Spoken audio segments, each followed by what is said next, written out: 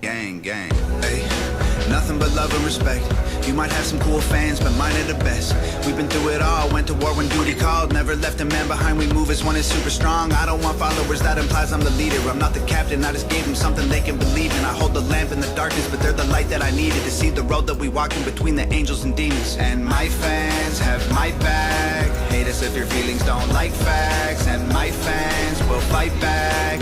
Beat you with the keyboard you've been using to write back. I guess we need each other like both sides of the battery. We the army, we the homies, we the gang, we the cavalry. We're brothers and sisters, we hold it down like we gravity. Can't nobody break the bond that made us all family. Me and my fans, we don't care what anybody say. Middle fingers to whoever in the way, man. Me and my fans, we gon' be together till the grave. It's a game till forever and a day, man. Me and my fans, we don't even trip in the hate. We the I don't give a fuck in our veins, man. Me and my fans, we the hangover gang.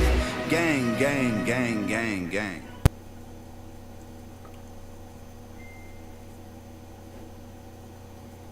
Oklahoma weather can dish out some of the worst punishment in the world. Hi everyone, I'm meteorologist Tuttle. But now you can fight back by installing Class 4 impact-resistant shingles from Ferguson Roof Systems. These shingles can withstand large hail, heavy rain, and hurricane-force winds, all while keeping your home safe and dry.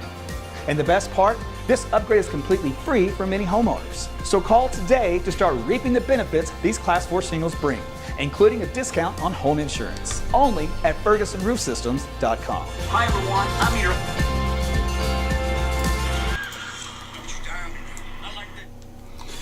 Hey everyone, Meteorologist Tuttle back with you again. It is almost about a quarter till 10 o'clock, so thanks for joining me here on your Monday.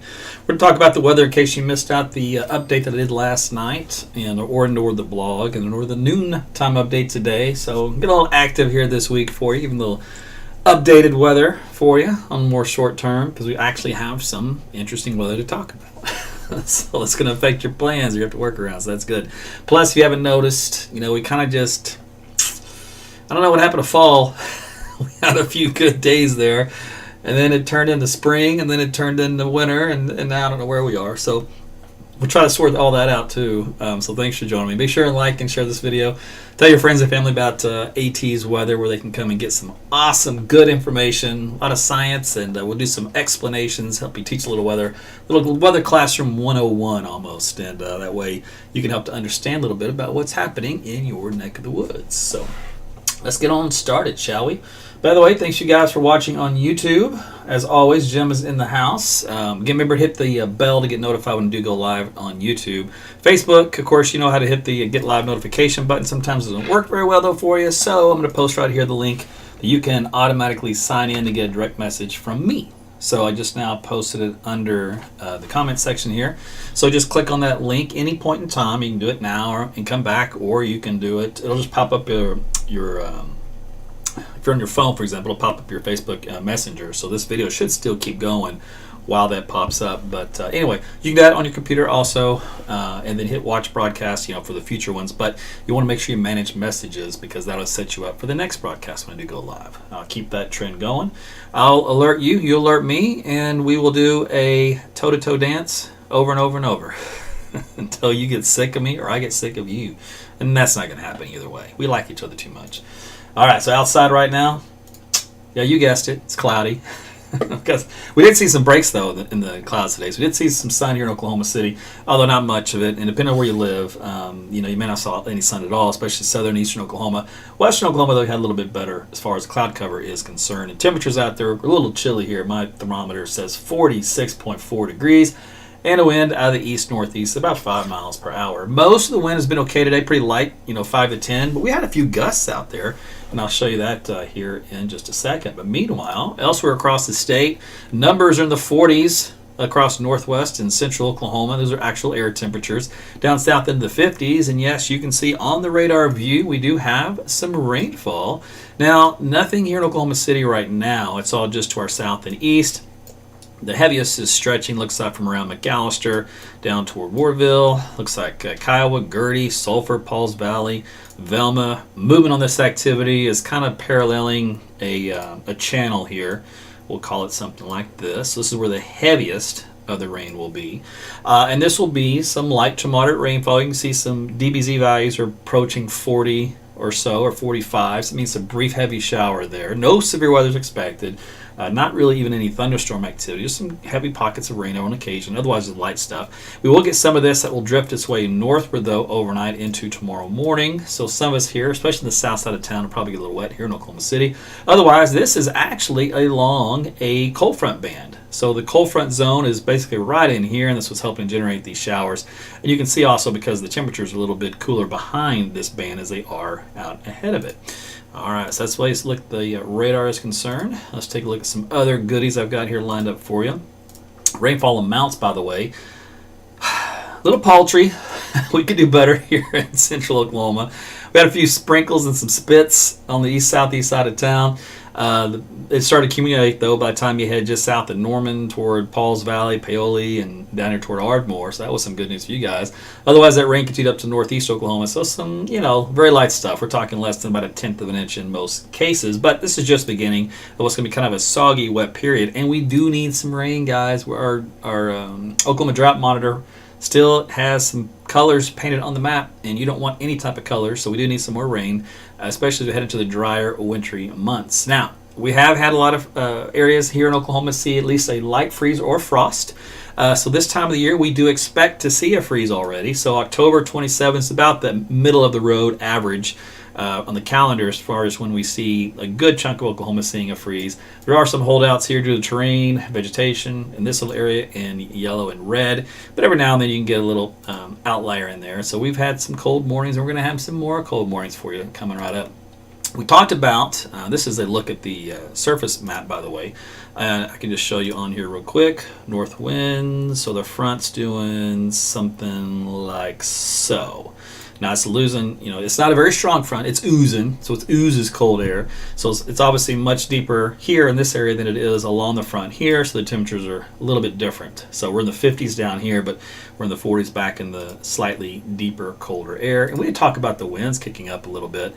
So you can see how there's been some gusts up around 19 to 20 miles per hour, which makes a liar out of me because last night we looked at winds in the model data and they did not see this coming. They had it mostly at 10, maybe 15 miles per hour, so you got to add 10 to this. And it's just for a little push. We're having an evening push to this colder air, which is spiking these winds up a little bit. But that's nothing compared to what we saw, of course, last week.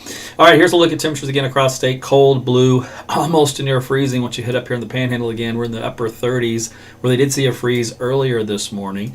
But we won't be as cold widespread as far as the freeze goes, but these 40s are going to be here to stay. So what's coming our way? Well, let's take a look at the upper levels of the atmosphere. This is the jet stream pattern. Jet stream is really what I like is a snapshot about 500 millibars. It actually goes up higher than that if you want the 300 millibar level. But where all the action is as far as upper level disturbances that are easy to track and it helps to generate precipitation, those are found at this level of the atmosphere. And if you only had one chart to forecast with, you would typically want the 500 because you can infer other things both above and below this layer just based off of what it tells you. So what we're going to do is focus on where it's got the bright colors coming our way. All right, well, you can already see there's some colors zipping on through the southern plains here first Tuesday morning. So again, tomorrow morning, as we head into the day on Tuesday, you can see some of those darker reds showing up. That is a lift in the atmosphere. We're going to squeeze that out and it forms some clouds and some rainfall. That gravy train continues right here through Tuesday night. Matter of fact, some heavier indications there, some stronger lift moving through by Tuesday night and Wednesday morning. And you will see how that correlates to rainfall across the state here in a minute. That also does move into Texas, by the way. And by Wednesday afternoon into the evening hours, that lift is leaving Oklahoma. Little bit of secondary push there, but not nearly as strong as the first wave. So maybe some residual cloud cover moving through. But as far as significant rainfall, that should be over with by Wednesday night. And then we'll see what happens after that. We do have a little disturbance kicking in across the Rockies, but it looks like most of this will probably go north around us. There's a little ridging right here. Some of it may split off down south, produce some cloud cover, maybe some virga, which is basically precipitation that evaporates for hitting the ground. So that might happen on, let's see what this day, Friday or something like that. But we'll also see, because it could sometimes generate some cloud cover to ruin overnight low temperatures and morning lows from getting as cold as they could. Clouds are like a blanket in the atmosphere at nighttime. Even at daytime. Daytime blocks the sun, but at nighttime it actually traps the heat, so they can work in your favor if you want during the wintertime. Okay, so that's the way it's looking in the upper levels of the atmosphere. How does that translate down to the surface where we all live and breathe our air? Well, let's take a look. We'll start you off with tonight, as you mentioned, the showers down in southern Oklahoma. Those will continue to bubble up down there. As we head in toward the 2, 3, 4 o'clock in the morning hour, you do see some of these little sprinkle activity trying to show up here across southern and eastern Oklahoma City down toward Norman. So just some spits, nothing heavy again, overnight tonight into tomorrow morning. Probably just enough to kind of get through, which is a little bit wet.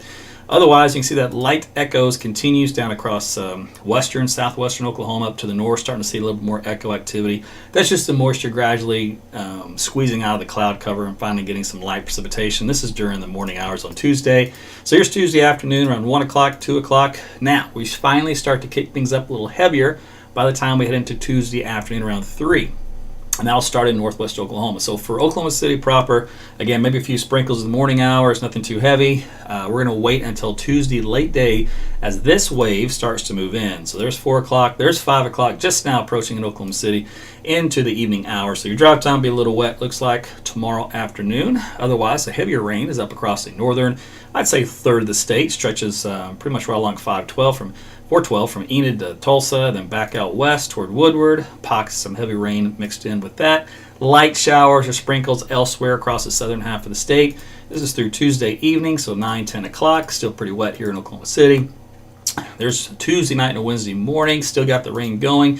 You do see the back end, though. Around, here's Wednesday at 5 o'clock, 6 o'clock, 7 o'clock in the morning, so another wet commute probably for you. And then that'll start to move on out of here by Wednesday. There's lunchtime, 12 o'clock, and by noon, most of the significant rainfall is out of the state. Excuse me, got an itch. You know how that is when you're talking, you just have a nose itch, and you just got to scratch it because it'll make your eyes water. Yeah, I got one of those. Anyway, that's done now. Let's see. So let's move on. It's Wednesday afternoon. There's still a few sprinkles that tries to show up in the data, especially down south into Texas. Otherwise, some lingering cloud cover here in Oklahoma.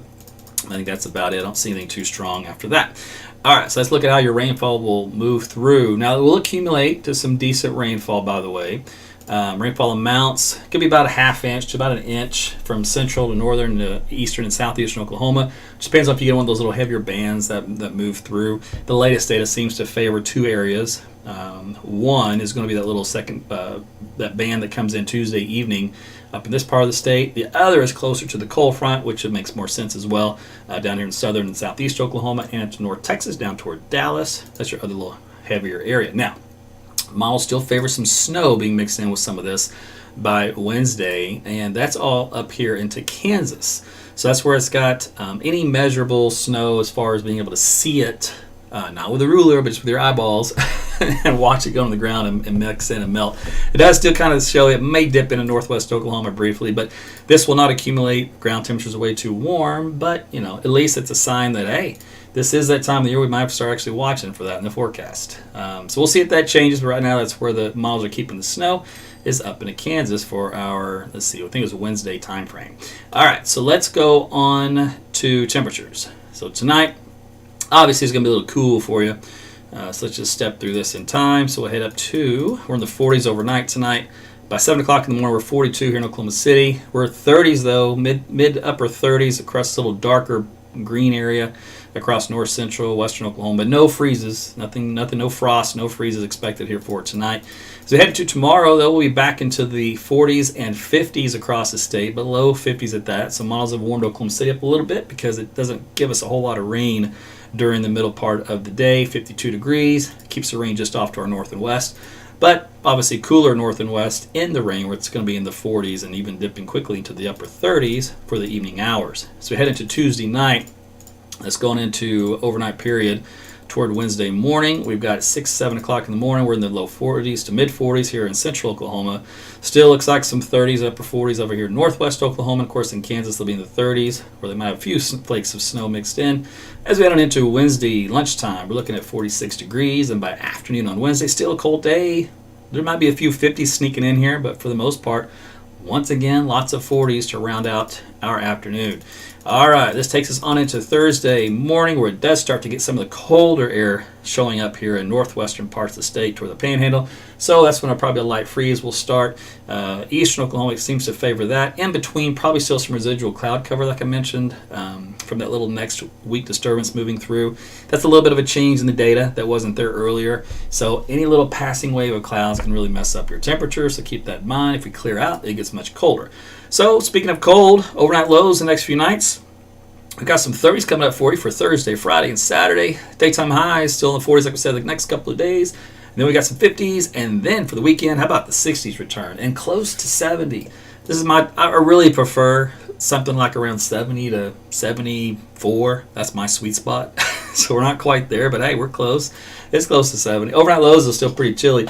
Into the 40s, so it's one of those deals where if you're out in the patio in the evening, once the sun starts to set, it gets cold here pretty quick. So that's what I got here for you for local weather up through this weekend into early next week. But if you want a sneak peek at what's happening across the entire country and the northern hemisphere, let's take a look. We're going to step you through where all the cold air is going to be. All right, so what we're looking at is a pattern that's going to show you up into Canada and also up to the poles. This is the polar region, this area here. This is all of Canada right here.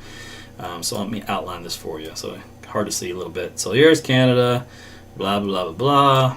And then you've got Alaska, which shows up right here. Okay. And then this is upper polar region in this area. And then, of course, you got the good old USA down here. Okay, so you can see the map now. Got it? Okay, that was a really horrible drawing, but you get the gist. So our first wave of cold air, as you can see, has already made its way down in this pattern. It comes on the back end of these little lows. So what we'll do is we'll follow these lows, because the lows will pull in the cold air back behind it in a counterclockwise fashion. All right, so let's step this through. First wave, of course, is hitting us now. It kind of lingers for a couple of days. And then that kind of slowly moderates and gets out of here. We're watching the northwest. Is there another wave coming?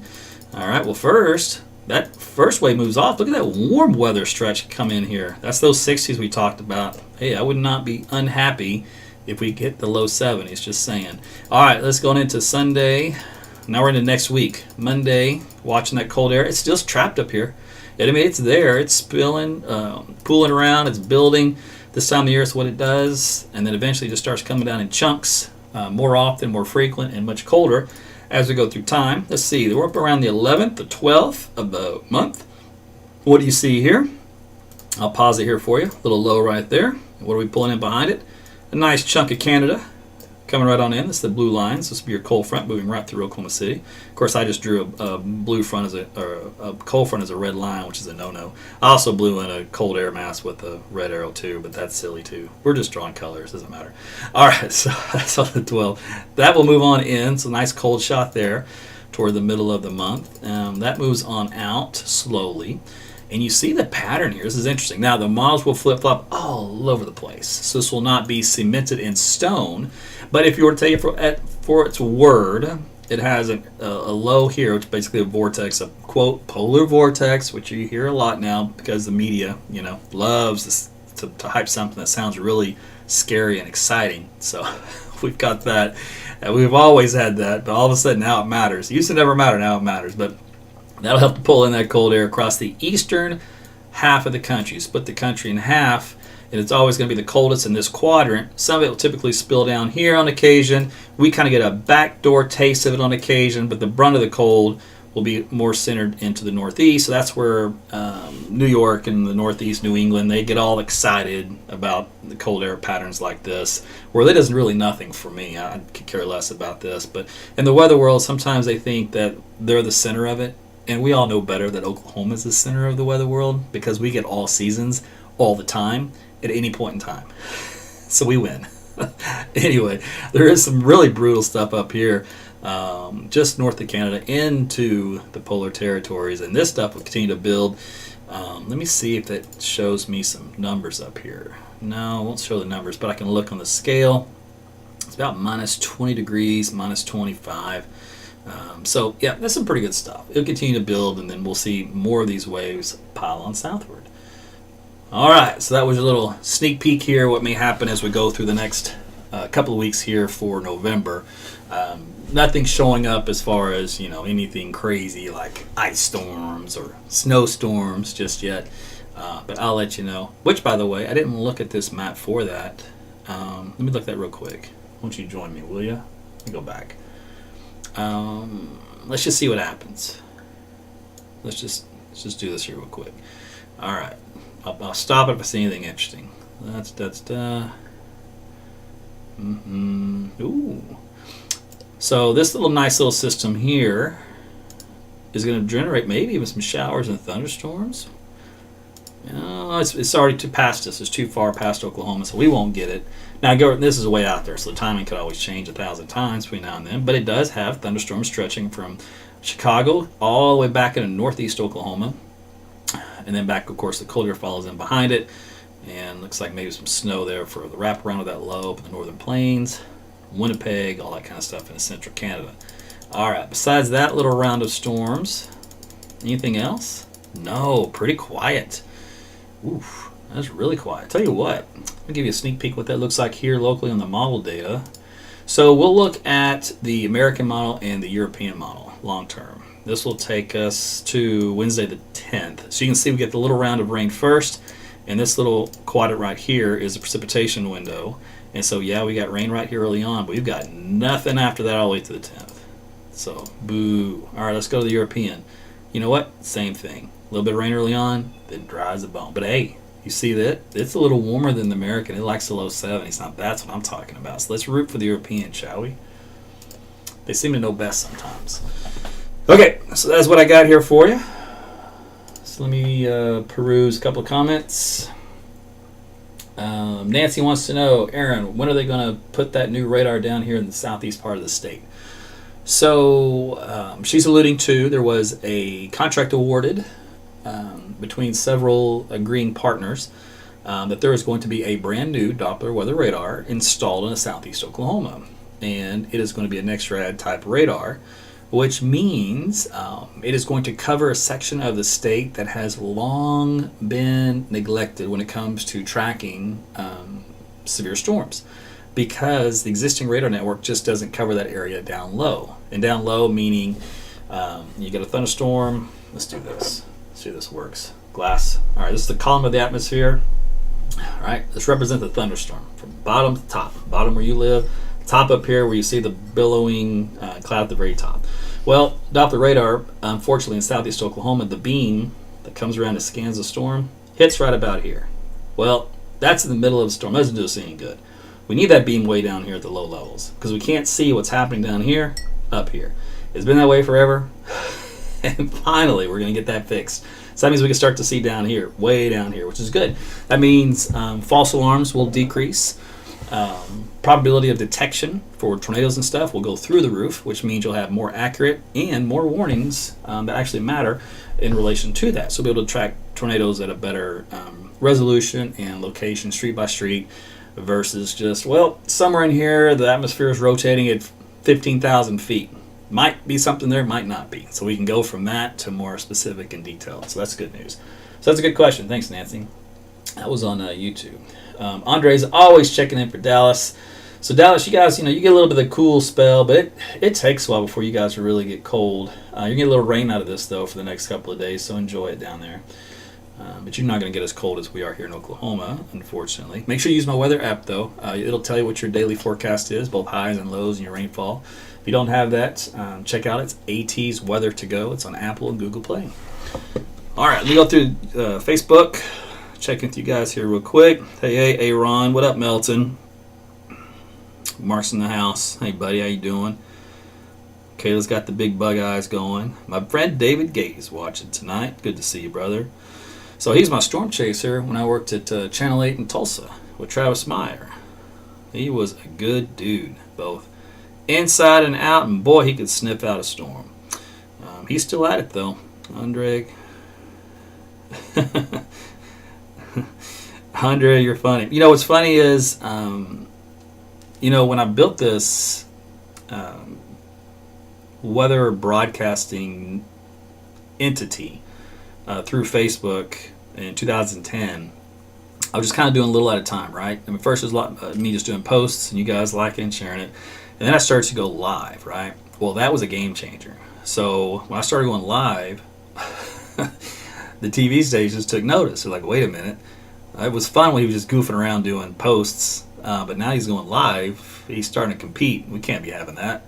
So then the news directors got on the talent, says, you know what? If Aaron's going live on the internet, you need to go live on the internet. And that changed everything. So now they all go live on the internet too. And they try to go when I go live, which means they're double going live because they got to go live on the internet, then back live on the TV station. So they're working twice as much. But that's the nature of the beast. If you sign a deal with the devil, you got to play by his rules. So you will see them going live a lot more now than you used to. They can't afford to give up that turf. But I don't care. It doesn't bother me any. I still do what I got to do. Let's see here. I can tell you all kinds of insider stuff from TV world. And I have it on occasion. I'll tell you little tidbits here and there. Jeanette, weather forecast for DFW on Thursday. I have a doctor's appointment, a 2-hour drive, one way to get there. Oh, I got news for you, sister. There ain't no such thing as a 2-hour drive from here to Dallas. Where have you been? That stupid construction that never ends down there around Paul's Valley. I mean, we ought to seriously start protesting down there. What the heck is up with that nonsense that never ends? Oh, I got stuck in that twice recently. I'm not happy about it, can you tell? I'm bitter. Let's see here. Anniversary follower, Sean. Yeah, you've been here for a long time. That's a new badge. Happy 5-year. Woo, got a 5-year anniversary. How about that? And you guys are some long timers on here. Awesome. Yeah, Facebook's always doing something new. I can't keep track. Now you do know, and I don't know what this means, but you do know that Facebook has changed its name to Meta. And you're going, Meta? I'm like, yeah, I know. So I'll give you a scoop on that here in 2 seconds. Let me finish a couple comments. You can finally light the fireplace. That is correct. I need to turn on my heat. I haven't turned it on yet. Every time I do, either heat or air conditioning for the first time in the year, I always do one of these. Come on, baby. Because my units, man, they're like 20 years old. So it's always a gamble when I flip that switch. All right. But Janet, I would definitely use my weather app, AT's Weather to Go, so you can get your forecast down there for that area. But I don't expect much going on there in Dallas on Thursday. Okay. Yeah, the newbies that come to the state. I had a lady email or a direct message me. She had turned on the TV stations first, moving here for the tornado coverage, and about lost her mind. So I guess somebody told her about me, so she turned it off and then turned me on, and then was like, cool as a cucumber. And I said, yes, that's what I want to hear. So I hear stories like that a lot, which is great. Keep them coming. So it gives me direction that I'm doing a good thing, right? And that I'm going in the right direction. So I like to do that. Okay, let's see. What was I going to talk about? I've already forgotten. Dadgummit, Aaron. Man, that COVID brain, it's a real thing, dude. Let me scroll up because something will trigger my brain what I was going to say. I know. It's from my tip of my oh, yeah. Facebook, Meta. That's what it was. Okay, so I still am trying to grasp it myself. It's called the metaverse. metaverse. We're all moving toward the metaverse. It's the integration of the internet, blockchain, NFTs, crypto. It's financial. It's ownership. It's like the wild, wild west of a new land rush, or even gold rush. Kind of a combination of both. Both a stake in your territory and then gold because there's a lot of money involved. So it's a blend of AI, artificial intelligence, along with what we currently do. It was inevitable to happen. Apparently, now it's time to happen. What all that means, don't ask me. I'm just barely grasping it myself. But that's where we are currently heading toward, which is why Facebook wants a piece of the metaverse, and they want to be first. And so they're calling themselves Meta to try to be the king of the metaverse. And the reality is the metaverse will exist for multiple platforms and multiple ways to get information or whatever. They're just trying to name it to try to take it, but they can't take it. They can't have it. It's much bigger than them. It's just it's just like anything. You try to be first at something, right? So that's what they're doing. That's why they're doing it. It's just a branding deal.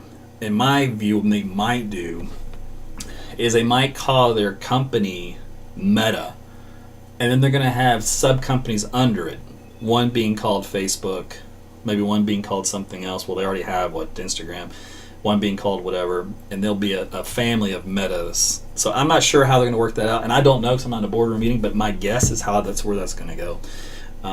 But they're wanting to stake in that new world we're all about to shift into. You call it the Matrix if you want, like from based off the movie. It pretty much is kind of like that, but not quite with all the Keanu moves. Let's see, what else? So that sets up an interesting dilemma because you have other competing entities trying to come into this space all at once. So an example of an NFT is something you own. It's a digital asset / footprint. Now the simplistic form people are using in the beginning stage of this is a JPEG. A JPEG is an image. Whenever you see like a picture online, it's usually, or you take with your phone, it's a JPEG image, right? Well, how do you own that image? How do you stake your claim? Well, you do it with an NFT stamp, so to speak. So artwork, for example, will be like an NFT. And in that period, you would own it, right? So you have the rights to that artwork. Now, it can be copied and shared and paid to distribute or whatever, but you still own the Mona Lisa version of that. And so there's a digital footprint. This is a very simplistic way of trying to visualize it. I still don't quite grasp it yet, and I'm a techie, and I'm trying to get into this because I have to do all of this inside wherever it is we're going. So I always have to be ahead of the curve and pay attention and learn this stuff as it evolves, so I can be prepared. So that's what I've got of that so far. And the other part of the aspect is a lot of it's funded through cryptocurrencies, and there's several out there. There's Bitcoin, which I'm sure you've heard of, and there's several others that'll all take over. They basically be called, the NFT is called a non-fungible token. So a token is something, it's a tradable, it's a value.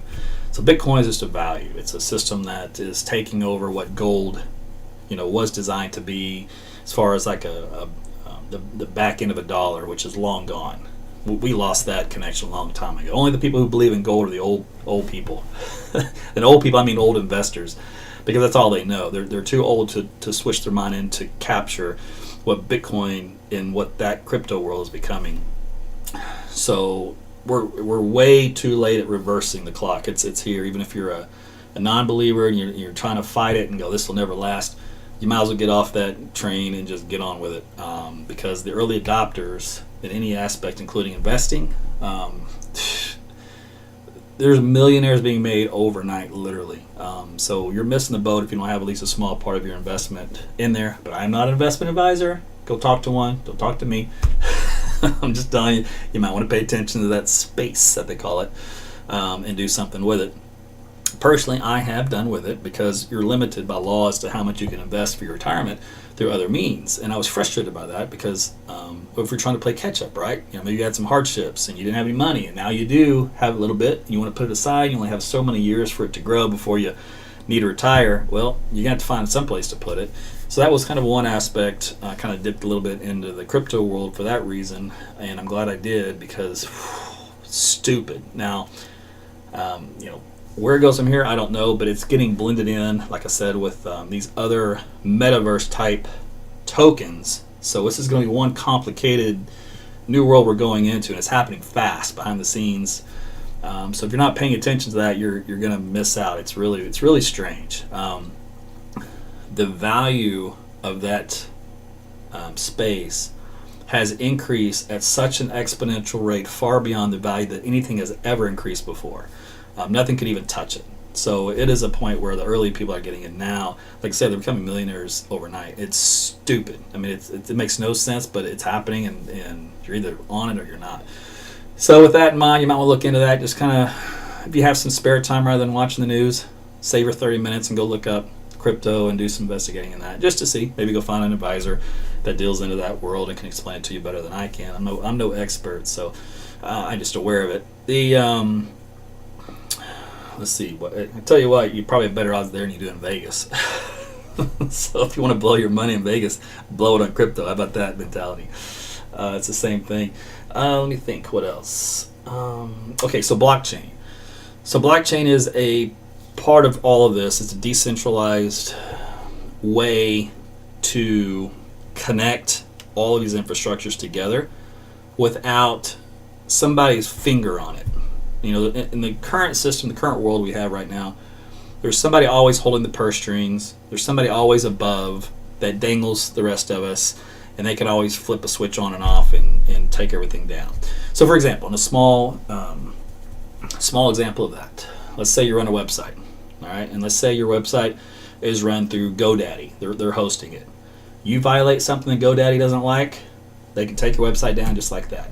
Even though you just spent maybe years building it, you get all your followers under it, you've got all your, maybe you've got financial stuff in there, you're selling your store, doesn't matter. Just like that, poof. All right, so Amazon's another example. Maybe you're selling stuff on Amazon, or maybe your website's through Amazon, through their servers. So maybe the GoDaddy's fine with whatever you have, but now maybe Amazon doesn't like what you have, and it's on their servers. Boom, you're gone. So you can lose your domain, you can lose your website. Then you can go to ICANN, which is the ones that actually divvy up the domain names themselves, the IP addresses. They're not supposed to get involved politically. Everybody gets involved politically, so you can go that way too if something were to happen. But so I was always a chain where someone's in control. In the blockchain world, that's not how that works. It is all individual nodes, all scattered throughout, that then talk to one another. So there is no one finger that can control everything. No government, no one government control everything. No one entity has the power. It is you that has the power. So it's kind of like power back to the people, and that's nerve-wracking for governments, right? In case you haven't turned on the TV in the last 18 months, you can see what government can do, and you can see how they can do it very fast, either with your will or against your will. It won't matter. So this is kind of a way that turns that environment over. So that's why you have a lot of elite that's been scared and pushing away this blockchain and crypto world and dismissing it. And you have a lot of the peasants that said, nah, we actually like this. We like having our power and freedom back. And all of a sudden now they're becoming the elite in the form of financial gains.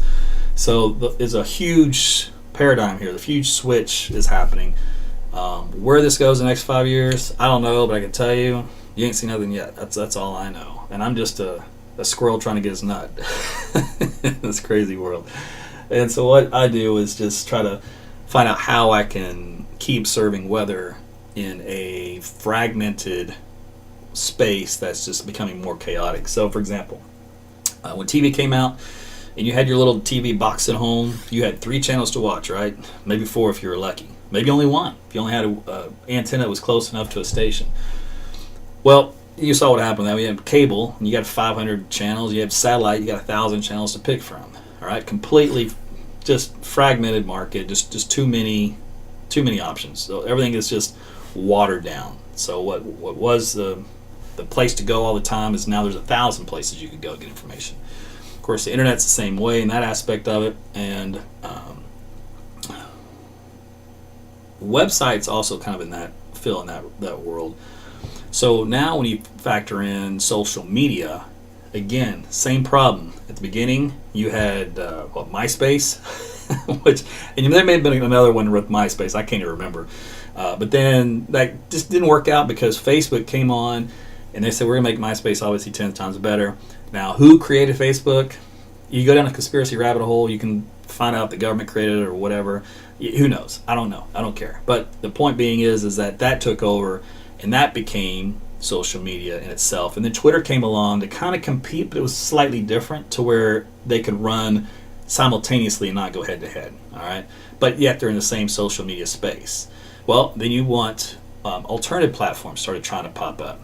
Facebook, because they've been around for so long, was able to shut a lot of them down just because of the pure pressure of just too many users on their account. So why would you go elsewhere? But now with the censorship and everything else that's going on, turmoil, and then just entrepreneurs and people wanting alternative, Now you've got dozens of alternative sites that have come up.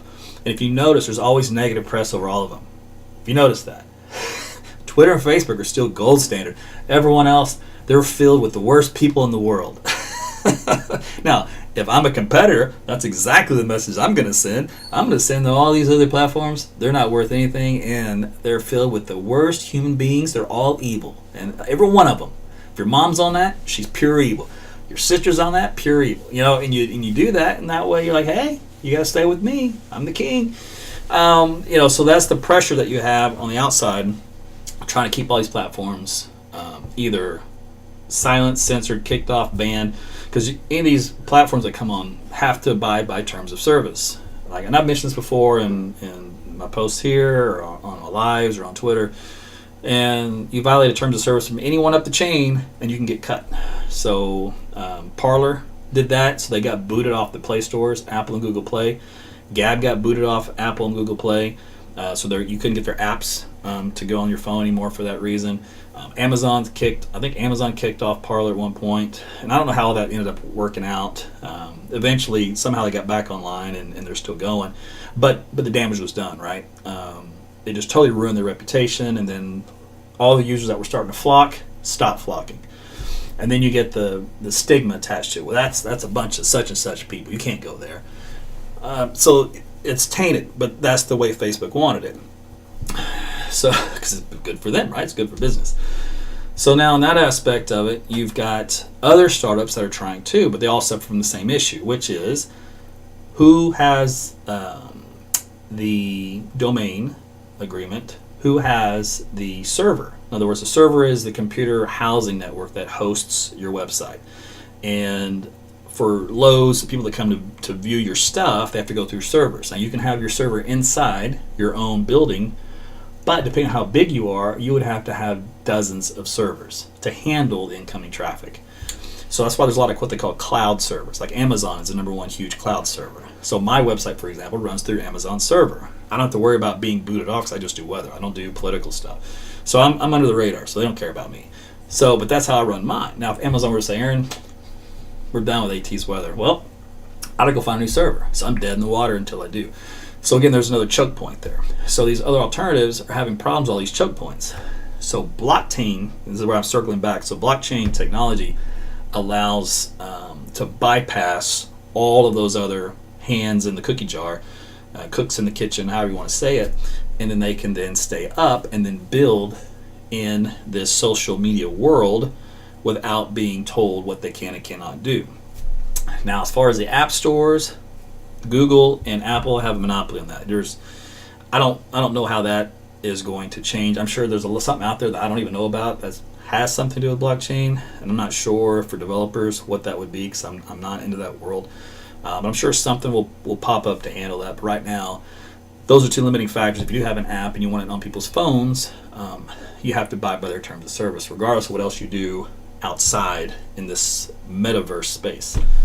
So this is just a kind of a overall summary of what's happening that you probably don't know behind the scenes, that guys like me that try to run a business or handle social media that does need to know, because I have to keep my eye on everything. So my other issue is I can only spread myself so thin as far as how many platforms I can run at once, right? So I've got a Facebook account forever, since 2010. I've had a Twitter account since, 2013 maybe. I didn't really do much with it though. I just kind of sat on it. And I finally do a little bit more now, but it's still mostly all Facebook. And then YouTube, of course, for video. And then when Parler first came up and a lot of people were leaving the Parler, I signed up an account there. But then when all that stuff happened, I was like, all right, well, can't do Parler anymore. So I've got an account there, but it's just dead. It's just sitting there. It's not doing anything. So when Gab came up, Gab was a first pure Christian platform. And anything Christian gets attacked. So all kinds of stuff came out from there, and none of it was true, but it doesn't matter. It's a stigma, right? But there's a lot of Christians and stuff that came on Gab that were just sick of how people were getting treated on the other platforms. I said, okay, well, I'll put an account there and see how that goes. And it went up a little bit, and then it just fell flat. So Gab isn't really performing like I thought it would. So, but I've got an account there. There's a brand new platform that a friend of mine, Ben Swan, he's a reporter from Atlanta. He was a television reporter at a TV station. And we had talked before about the business because we were both in it. And he was trying to do Truth in Media, which was a brand that he came up with, which was he was tired of the fake news, right? This was actually before fake news trended. So he was ahead of the curve on the fake news aspect because he worked in it, I worked in it. We know what goes on behind the scenes. So he wanted to fix that and do Truth in Media, whereas you're back to the investigative reporter. You're not just the copy, paste, rip, read, regurgitate whatever spoon-fed to you from whatever propaganda source you have or whatever feed is given to you. You actually do the work to prove whatever it said is really happening, and then you find out more. So it's not a 20-second soundbite and then you're done for the day. It's actually 20 minutes worth of real information. That's important, not just fluff pieces. So anyway, so he kind of came up with that idea. So we started doing that. He started getting traction, and it was going well. And then his YouTube channel got banned. Why? Because he posted CDC COVID information, which apparently was a no-no. As you know, that information's gone both ways, back and forth, for the last 18 months. One day it's this, one day it's that. But you get banned either way, because if you post that stuff too soon before it's okay, you get shut down and you got no recourse. But I've seen a lot of creators and a lot of businesses go down in the tubes and flames, and people get banned, and it's almost become a joke. Because how long can you get banned? I'm on a 30-day ban streak.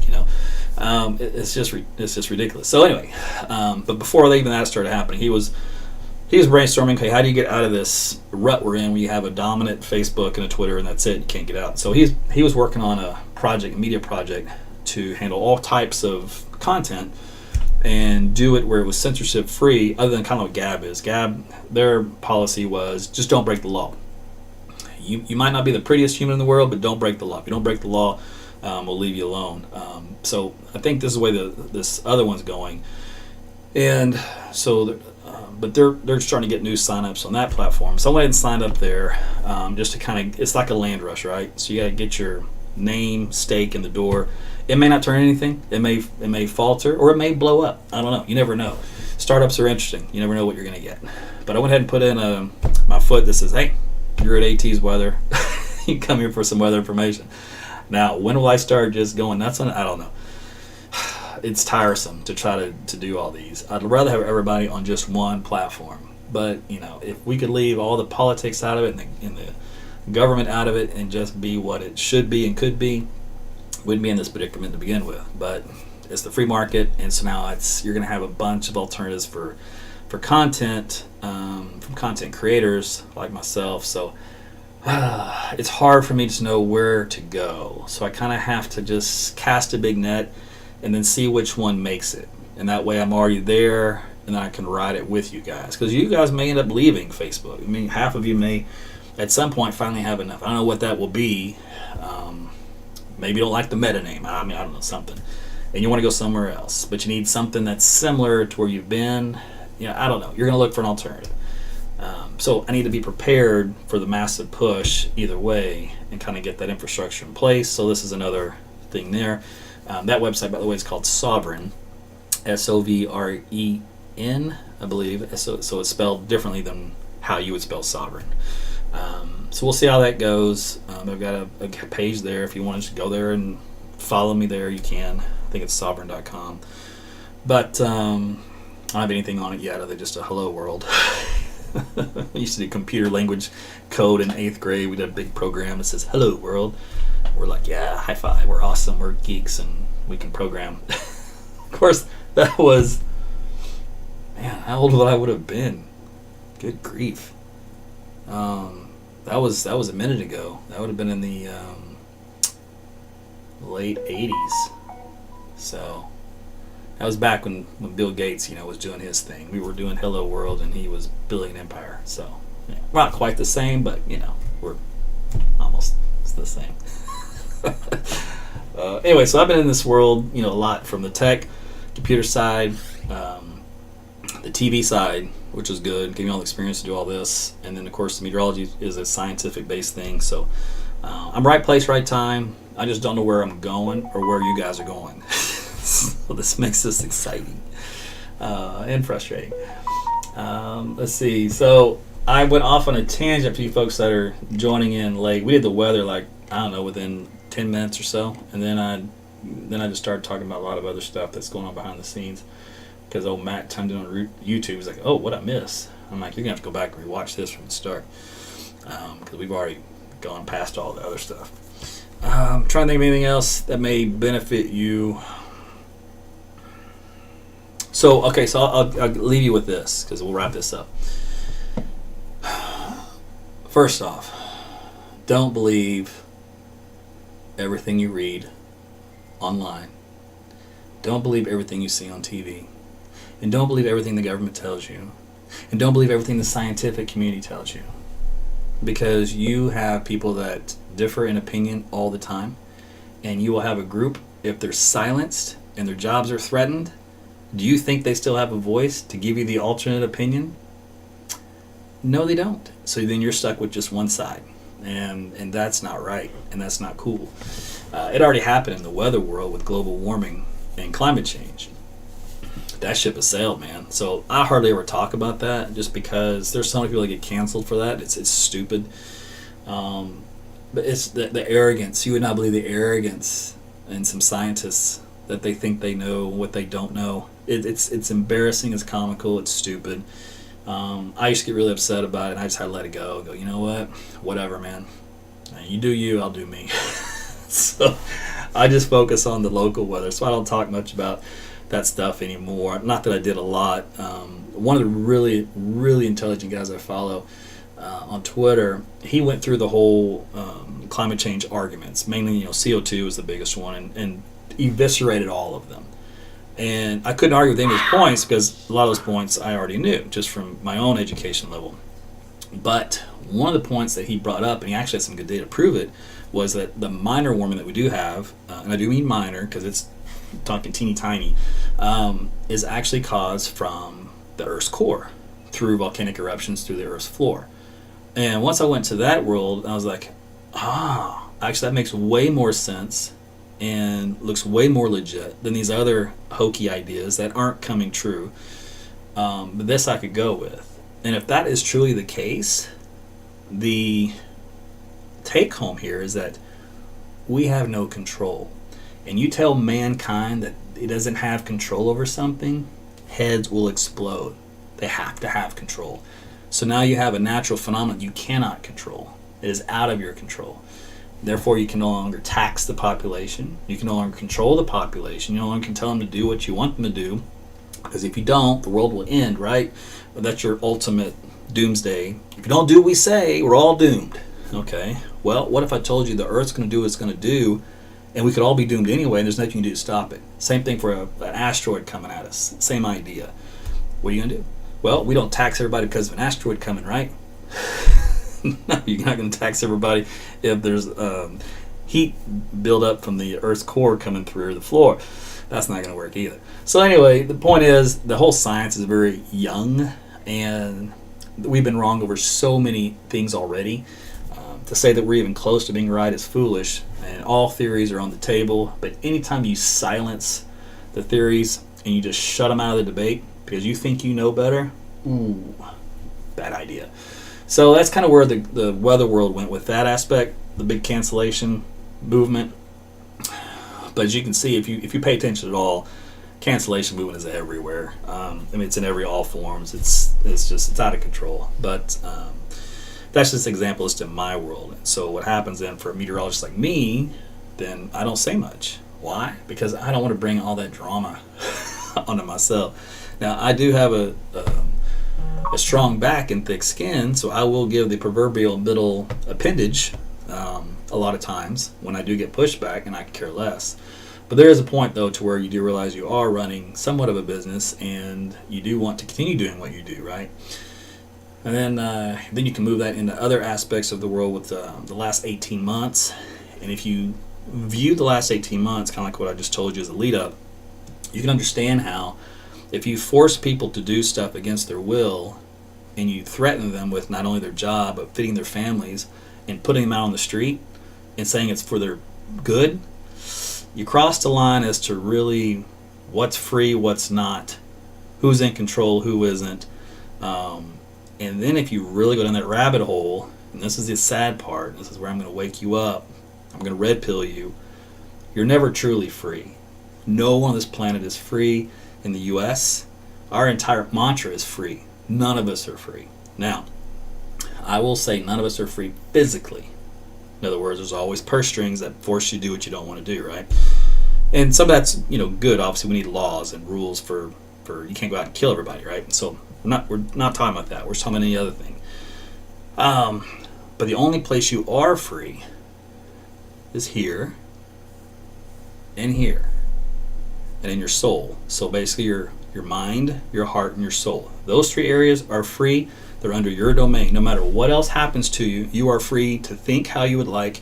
You are free to love how you would like to love. And you are free to have that soul connection to where you are going to go either in the afterlife or if you think this is it, but you want to make sure it's good or whatever. Those are all in your power. No one can take any of that away from you. Everything else, they can take away from you whatever reason they come up with, arbitrarily, any point in time. House, car, your job, whatever. And they could give you any example, any excuse in the world, and you must comply. If you don't, your entire life as you know it is over. Now, is that freedom? No, it's not. So keep that in mind when you view everything. Use this different filter, and you'll see things completely different. And that way you don't get stuck in the mud and arguing all the time on Facebook with this point and that point, because in the end it won't matter. There's always got to be a bigger picture, right? So in that particular case, if you're a religious person, obviously those people will then lead toward God and Jesus for their afterlife, right? If you're not religious, however, where do you go with that? If you think there is no afterlife, you think this is it, you're going to struggle a lot more, because where is your positive view if you don't have spirituality to take you? If you really truly don't have freedom, that's a mind twist. So you got to find out which way you want to go and how you want to handle it, but view things differently from that aspect and see how you start to perceive things differently. And I'm not saying I know everything. No, not even close. Or even maybe I'm completely out to lunch. This is just me rambling on like a crazy old man. But if you just start thinking outside the box, you just start looking at things differently. Who you trust, why, motivation. Remember, most of motivation for humankind, unfortunately, is two things, right? Power and greed. All right, those are your two top dogs, evil hearts of men. And remember, and this is another thing that irritates me, I say evil hearts of men, right? Can't say men anymore. You gotta say whatever 1,000 different adjectives to describe whatever pronoun, unnoun, binary, non this, that, and the other. Don't care, whatever. I'm so beyond that stuff. But as an entity, are we allowed to say entity? Those are some primary motivating factors. The other motivating factor is good, right? And just internally, meaning heart, soul, motivation for giving, serving. So there's kind of three areas that kind of drive human beings. So the first two obviously are negative. The third one is you care and you want to help. The problem is sometimes the third gets corrupted by the first two. Sometimes somebody in the first two will move toward the third. Sometimes you have a combination, and sometimes you just have just the one, the power. Like, don't care about anything else, So, and we're all supposed to live together in this matrix. And we watched the movie The Matrix just like a couple months ago. Jody, I think, had never seen it, so we went ahead and watched the all of them. And after watching that again, I'm like, I think we really are all in the Matrix. I think somebody broke the code. So anyway, I don't know where we're going with any of this, but there was my ramblings. Since you guys were still here, I figure I'd still ramble with you. I figure if I didn't trickle down to 0 people watching, then I haven't lost you all. Anyway, all right. Well, I'm going to be out of here. So you guys have a great night tonight. And you can now sleep on everything I just told you. You can do some processing and see what you come up with. I'm looking forward to hearing your comments in the comments section right down below. Okay, you guys be careful. Be good. We'll talk again soon. See ya.